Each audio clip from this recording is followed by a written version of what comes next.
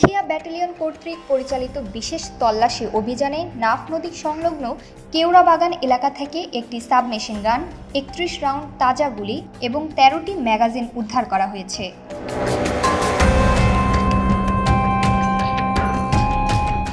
Border guard Bangladesh Cox's Bazar রিজিয়নের Ramu সেক্টরের অধীনস্থ Ukhia battalion সীমান্ত নিরাপত্তা রক্ষায় সর্বদা তৎপর রয়েছে।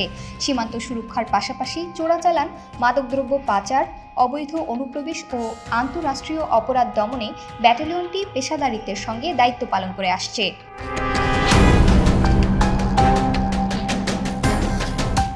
গোপন গোয়েন্দা তথ্যের ভিত্তিতে জানা যায়, জিম্বংখালী বিওপির দায়িত্বপূর্ণ এলাকার নাফ নদী সংলগ্ন কেওড়া বাগানে সশস্ত্র সন্ত্রাসীদের আনাগোনা রয়েছে।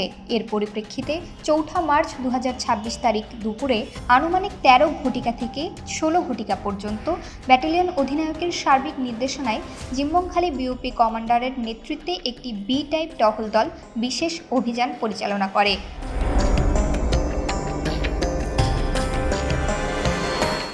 অভিযানটি সীমান্ত পিলার BRM-15 হতে প্রায় ৮০০ গজ উত্তরে এবং বিজিবির ৫.৫ নং পোস্টের পূর্ব দিকে নাফ নদী সংলগ্ন কেওড়া বাগান এলাকায় পরিচালিত হয়। অভিযানে সশস্ত্র সন্ত্রাসীদের কোনো উপস্থিতি পরিলক্ষিত না হলেও চিরুনি তল্লাশি চালিয়ে পরিত্যক্ত অবস্থায় একটি মিয়ানমারের তৈরি SMG, ৩১ রাউন্ড তাজা গুলি এবং ১৩টি ম্যাগাজিন উদ্ধার করা হয়।